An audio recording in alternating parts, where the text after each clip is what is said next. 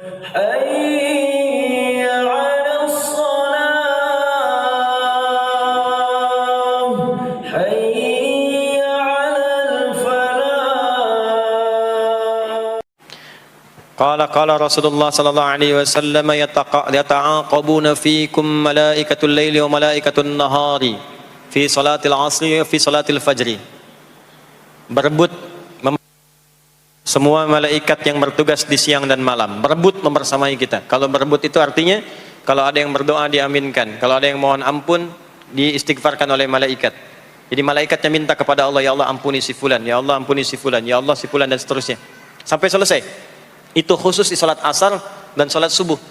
Sampai kemudian thumma yas'aduna ila sama, kemudian mereka para malaikat itu kembali bertugas masing-masing, lalu Allah mengonfirmasi kepada mereka untuk menunjukkan kebenaran tugas malaikat yang tidak bermaksiat. Allah Maha tahu tentang hambanya, Maha tahu. Tapi Allah ingin menunjukkan kepada kita apa yang benar dari lisan malaikat itu, yang nggak pernah berdusta.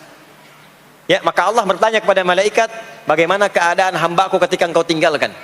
Maka disampaikan oleh malaikat itu, ya Allah, aku meninggalkan hambamu si fulan, dia sedang menunaikan ibadah, dia sedang sholat kepadamu, dan khusyuk berdoa, dan seterusnya.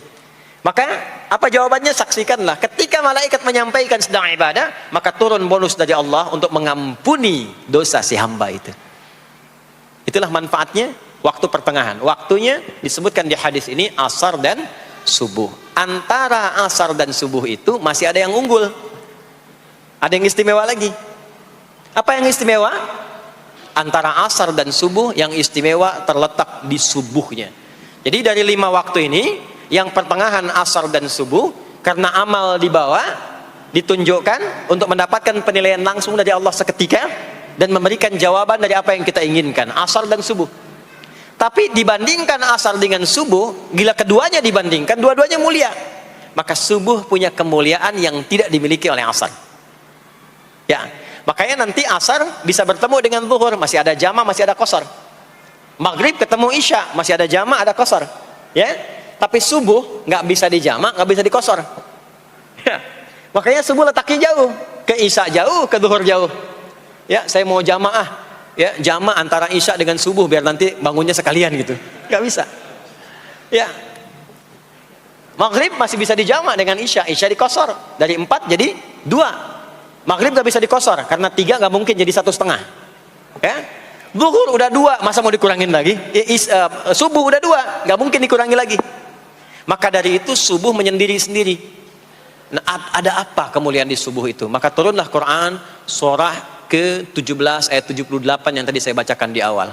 Aqimis salata liduluki syamsi ila ghasaqil lail. Sampai sini zuhur sampai isya. Duluki syamsi tergelincir matahari itu zuhur.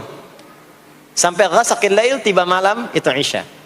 Lalu ditutup ujungnya wa qur'anal fajr. Khusus untuk subuh itu ditambahkan selain sholat ada bahasa Quran di Quran sendiri. Khusus untuk subuh redaksinya ditambahkan dengan Quran. Apa itu Quran? Halo, apa itu Quran? Kalau tidak tahu cepat katakan wallahu a'lam. Apa itu Quran? Wallahu a'lam. Ada Quran, ada Al-Quran. Ada Quran, ada Al-Quran. Kalau yang disebut Al-Quran itu mutlak firman Allah. Dari mulai Al-Fatihah sampai An-Nas. Ini yang terdapat di dalam mushaf ini, di 2 jilid ini. Ya, itu Al-Quran. Kalau disebutkan Quran tanpa alif lam, maka yang dimaksudkan bacaan secara umum. Apakah itu Al-Quran, doa, istighfar, semua bacaan itu Quran. Kemuliaan sholat subuh itu dimulai sejak waktu fajar, matahari mulai keluar sinarnya untuk membelah gelapnya malam, itu sinarnya disebut dengan fajar. Nanti subuhnya saya terangkan di akhir. Sinarnya dibelah, membelah kegelapan malam, fajar shadiq. Maka pada saat itu bukan hanya sholatnya yang punya keistimewaan seperti sholat asar tadi, tapi semua bacaannya langsung dijawab seketika oleh Allah Subhanahu wa ta'ala. Dipersaksikan oleh seluruh malaikat dan dijawab langsung oleh Allah Subhanahu wa taala. Jadi kalau Anda berdoa, maaf, doanya lebih cepat terkabul kalau dipanjatkan dengan cara yang benar dan khusyuk. Kalau Anda istighfar, langsung dijawab. Kalau kita baca Quran, pahala langsung dituliskan berlipat. Itulah kemuliaan waktu fajar. Jadi Allah sendiri yang menyampaikan, bukan cuma sholat yang penting, semua bacaannya itu langsung didengar, langsung direspon, langsung dipersaksikan.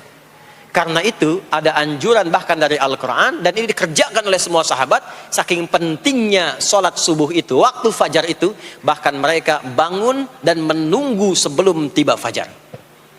Maka disitulah muncul kemudian tahajud. Maka muncullah kemudian istighfar sebelum waktu subuh. Ya, ada amalan, ini saya mau kasih rahasia ya. Tapi tolong jaga, ini antara kita saja di sini. Ya, rahasia. Ada waktu sebelum subuh. Cuman 15 sampai 20 menit kurang lebih. Ingat ya, kalau dikonversi sekitar 15 sampai 20 menit waktunya. Namanya waktu sahar. Sahar, jamaknya ashar. Jamak itu karena setiap hari oleh Allah dikasih itu. Sahar, jamaknya ashar. Rahasianya di mana? Bapak Ibu, ini waktu yang paling cepat untuk terkabulnya doa. Anda mau minta apa? Saya hadisnya qudsi. Ibadi, kata Allah, hambaku, siapapun yang bermohon sekarang aku kabulkan, yang minta aku berikan. Wa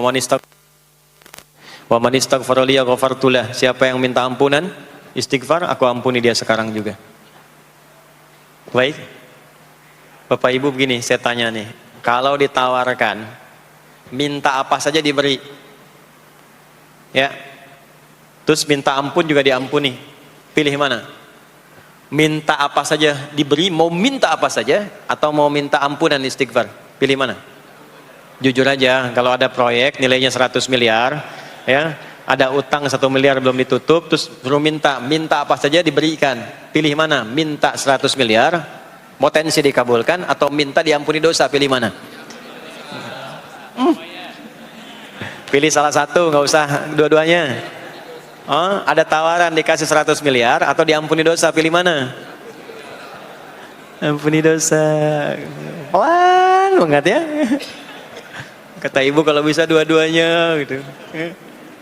Coba, kalau ada rumus begini, Anda disuruh memilih apakah dunia dan seisinya atau memilih ampunan Allah, maka pilih ampunan Allah.